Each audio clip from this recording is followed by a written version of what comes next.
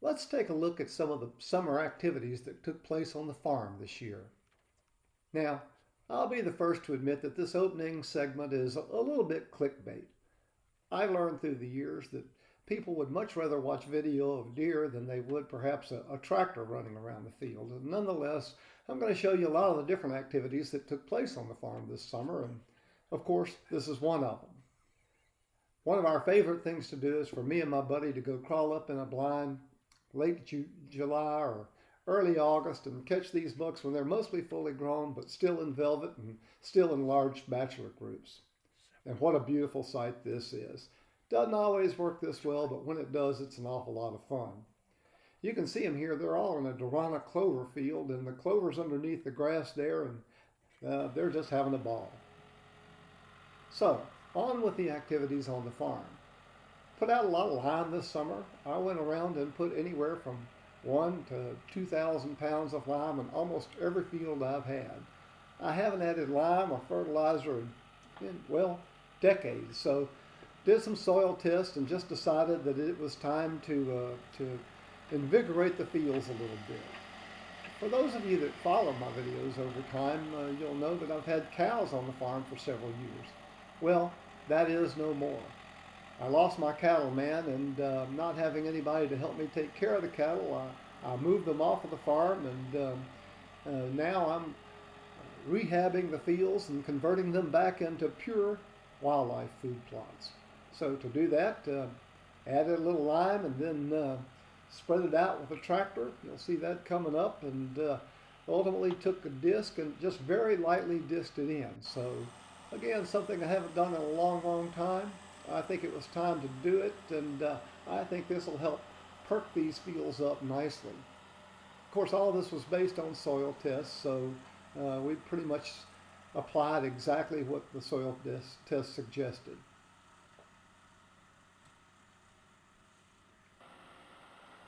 While we were at it, I went ahead and brought a road grader in. After 3 years of cattle on the farm and tractors running around all winter when it was wet, bringing hay to the cattle, and trucks driving on the farm no matter what the weather conditions were, frankly, my roads were trash. So I took advantage of that this summer, brought a road grader in, and overhauled a lot of the roads that were in worse shape. I brought in 7 loads of gravel and put gravel in all of the worst spots, and just took the time to take a step back and overhaul the roads too. So a lot of activities taking place. Brought this traco in that you can see, and while he was walking over to work on a culvert project that I had, he took care of a few dead trees while he was at it, and amazing what all you can do with one of these machines. Yep, there it goes.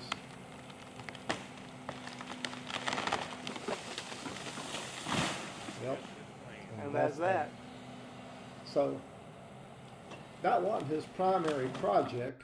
Here was his primary project. I had a culvert that was slowly eroding on a major creek crossing that I had, so we drove that piling in right there to be able to hold some dirt, and backfilled it with large rock and dirt, which also made the road a little safer, a little wider to be able to cross this major creek that we have on the farm.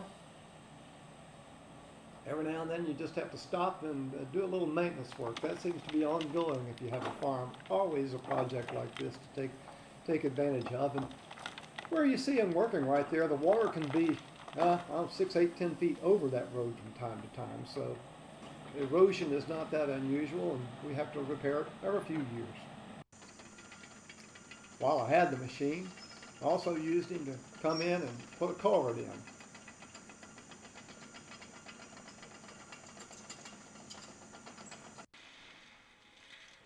Here's one of my favorite machines for the farm ever since Hurricane Laura hit, 4 years ago, the forest mulcher. What he's doing there, I made a right-of-way off for a fairly long distance to widen the road, and it was full of stumps after the loggers left, so he's going in and he's grinding stumps out of it and dressing it up a little bit. And my goal with this was to get it in a position where I could come back and bush hog it once a year and keep it wide open. Great machines, love having them. on the farm here. They just do good work.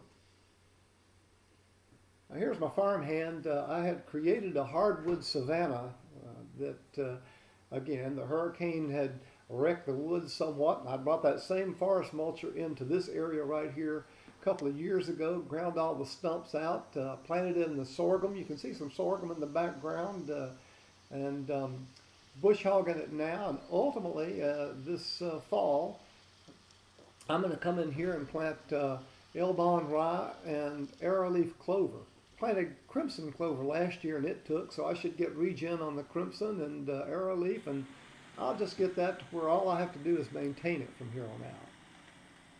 Also brought a bulldozer onto the farm.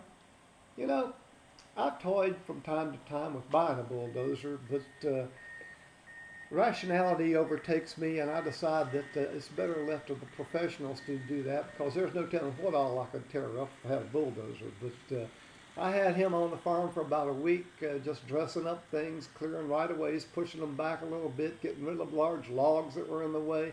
And again, great tool to have. And while it's dry and you can work in the summertime, you can get an awful lot of projects done. Fun to watch a good operator work. Of course, it's also fun to drive around and see the fawns when they start hitting the ground. When they're first born, they're everywhere. We had a huge fawn crop this year. There were fawns everywhere, and they'd just sit there and watch you drive by. Mama might run off, but they didn't know what all the fuss was. But as the summer goes on, they start to wonder why Mama's running, and Mama's teaching them. And, well, Mama went that way. I guess maybe I should go too. It's cute to watch them. Deer aren't the only things that are born on the farm in the summertime. Here's a couple of coyote pups that had just been born not so long ago, and they are having a blast. Now I'm in my truck doing this video. I can't be more than 50, 60 yards from them. They could care less that I'm there, and they're playing with a big root or chunk or something and just having a blast with it, running back and forth. Now I know a lot of people will say, well, why didn't you shoot them? I can tell you, I really don't worry about predators on the farm. The habitat is so thick and there's so much grass. Frankly, I have gigantic recruitment with the fawns. There's rabbits everywhere. The last thing I'm worried about is a few coyotes. So kind of fun whenever you get to see a scene like this and watch them play, and they don't affect my deer population at all.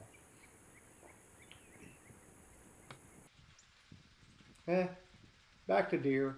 So I did sit probably 4 or 5 times with my camera this summer, and there were a couple of bucks I really wanted to try to catch. Of course, you miss a whole lot more than you hit, but it's fun when you do find one. Here's a couple of nice little bucks walking out. I like the trash on this guy's brow tine. They walked out very close, and then they caught wind of me, and that was that. So I'll go back to this scene right here. How about that buck right there? I think he's going to be a target this summer. In fact, there could be a couple of targets in there this summer.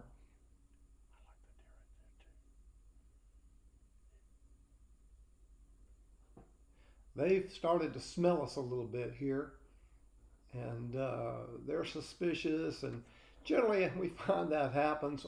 You get this many eyes, ears, and noses out there, and one deer gets suspicious, and he makes the rest of them suspicious, and one of them starts sneaking off, and off they all go. What a great way to spend a summer afternoon. I think that might be it. Well, all the summer projects are finished, and the fall planting seeds have arrived. It's dry as a bone, just too dry to plant right now, so we're waiting for a little moisture to come. And with the next video, we'll start moving into what we're planting and why, and maybe have even a little video of some deer. Hope you've enjoyed this video.